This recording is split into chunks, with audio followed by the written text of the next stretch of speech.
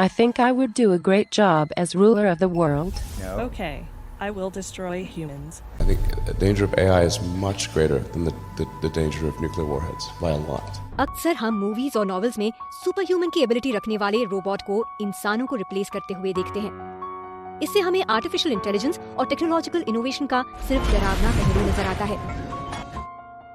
यह कोई नई बात नहीं है। Self driving car, facial recognition, virtual assistant वगैरह पहले से ही हमारी लाइफस्टाइल का हिस्सा बन चुके हैं। वक्त की जरूरत है कि हम इंसान और मशीन की पार्टनरशिप समझें और उसे अपने लिए ज्यादा फायदेमंद बनाने के तरीके के बारे में सोचें। अगर हम हिस्ट्री की तरफ एक नजर डालें तो हमें पता चलता है कि मशीनों के साथ काम करके हमारी जिंदगी बेहतर ही हुई है। अगर हम अपने एंसेस्टर्स की बात करें जो कि गुफाओं में रहा करते थे, तो फायरस्टोन यानी वह पत्थर जिससे आग जलाई जा सकती थी की खोज ने उनकी जिंदगी को बेहतर ही किया है। लोग आग जलाकर इकट्ठे बैठने लगे और एक दूसरे के करीब आने लगे। भाला और बेलचा जैसे सामानों की वजह से हमारे एंसेस्टर्स खेती और शिकार करने लगे। इंसानी जिंदगी के बहुत शुरुआती दौर से ही हमने अपनी जिंदगी को बेहतर बनाने वाले सामानों की खोज करनी शुरू कर दी थी। अक्सर ये सामान हमारे काम को ज्यादा इफेक्टिव बनाकर हमें अपना गोल अचीव करने में मदद करते हैं और ऐसा ही मॉडर्न जमाने की हमारी मशीनों के साथ भी है। मिसाल के तौर पर ट्रेन के इन्वेंशन से हमें एक जगह से दूसरी जगह जाने में सहूलत हुई, तो टेलीफोन की वजह से हम अपने करीबियों या दुनिया के किसी भी कोने में बैठे किसी भी शख्स से बात कर सकते हैं। आज तक ये सामान और मशीनें हमारी जिंदगी को और बेहतर बनाती चली आई हैं। आर्टिफिशियल इंटेलिजेंस जैसी लेटेस्ट टेक्नोलॉजी ने हमारी जिंदगी को और आसान बनाया है। टेक्नोलॉजी ने लंबे वक्त से हमारे काम को बेहतर बनाया है, इसलिए फ्यूचर में भी इसके असर को लेकर हमें निराशवादी नहीं होना चाहिए। हमें यकीन रखना चाहिए कि जैसे हमेशा से टेक्नोलॉजी हमारे बेहतर के लिए काम करती आई है, वैसे ही आगे भी करेगी। अभी तक हमने इंसान और मशीन के रिश्ते के पॉजिटिव पहलू पर बात की है, लेकिन जल्द ही self driving car cab driver की जगह ले सकती है। रोबोट पहले ही पर्सनल असिस्टेंट की जगह ले चुके हैं और एल्गोरिदम न्यूज़पेपर के लिए आर्टिकल लिख सकता है। क्या जल्द ही हम जॉब क्राइसिस का सामना करने वाले हैं? नहीं, बात ऐसी भी नहीं है।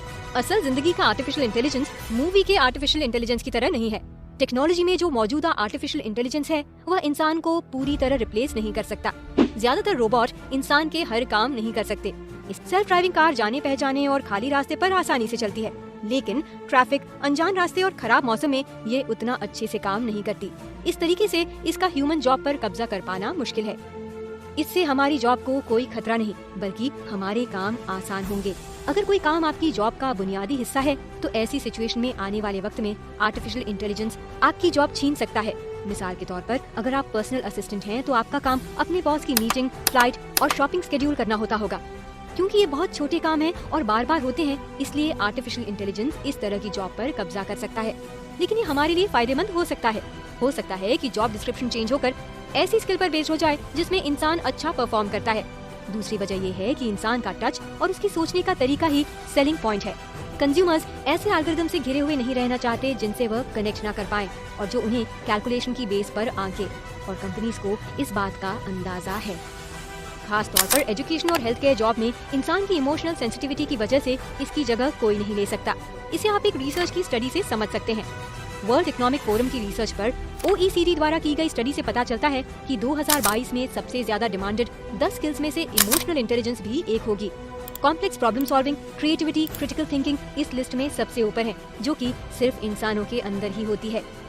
अगर आर्टिफिशियल इंटेलिजेंस इंसानों की जॉब पर कब्जा भी कर लेता है, तो यह नई जॉब भी क्रिएट कर देगा।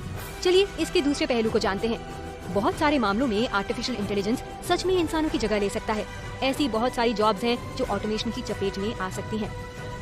ब्रुकिंग्स इंस्टीट्यूट के 2019 के रिपोर्ट के अनुसार हर 4 में से एक नौकरी ऑटोमेशन की वजह से जा सकती है। पूरे अमेरिका में इन नौकरियों की तादाद 26 मिलियन होती है। यूनाइटेड स्टेट्स जैसी एडवांस्ड इकोनॉमीज में ऐसा होना बड़ी बात नहीं है, लेकिन इससे एक बात तो क्लियर होती है कि बहुत सारे सेक्टर्स में रोबोट इंसानों की जगह ले लेंगे। इन नौकरियों में ऐसी नौकरियां शामिल हैं जिनमें कामों को बार बार दोहराया जाता है, जैसे कि पैक्ड ट्रक चलाने और कार असेंबली में खड़े होने की नौकरी। हालांकि इससे बहुत सारे जॉब वर्कर्स की फैमिली पर असर पड़ेगा, लेकिन लॉन्ग टर्म में ऐसे कामों का इंसानों द्वारा ना किया जाना सोसाइटी के लिए बेहतर होगा। एक बार फिर हिस्ट्री की तरफ लौटते हैं। 19वीं शताब्दी में इंडस्ट्रियल रेवोल्यूशन में बहुत सारी नौकरियां खोदी गयी। एक कंसल्टेंट फर्म मैकिन्सी द्वारा कराई गई स्टडी से पता चलता है कि 1950 और 1970 के दौरान खेती पर डिपेंडेंट रहने वालों की तादाद 60% से 5% हो गई। शुरुआत में इस रेवोल्यूशन से अनएम्प्लॉयमेंट की प्रॉब्लम सामने आई। लेकिन कुछ वक्त के बाद इंसान और मशीन की एक नई पार्टनरशिप डेवलप हो गई। मतलब इंडस्ट्रियल रेवोल्यूशन के बाद बहुत सारे किसानों को नई कंपनियों में नौकरी मिल गई थी। कुछ ऐसा अभी भी हो सकता है। मिसाल के तौर पर वॉइस रिकॉग्निशन और आर्टिफिशियल इंटेलिजेंस कॉल सेंटर की नौकरियों पर कब्जा कर सकते हैं। लेकिन यही टेक्नोलॉजी हमें नए ऐप्स बनाने के काबिल बनाएगी, जिसके लिए सॉफ्टवेयर डेवलपर और डेटा साइंटिस्ट की ह्यूमन बेस्ड नौकरी क्रिएट होगी। वर्ल्ड इकोनॉमिक फोरम का कहना है कि 2019 से 2022 के बीच ऑटोमेशन 133 मिलियन नौकरियां क्रिएट करेगा। मतलब जब बदलाव आएंगे तो कुछ नौकरियां जाएंगी, लेकिन इन बदलावों में भी बेहद तादाद में मौके हैं।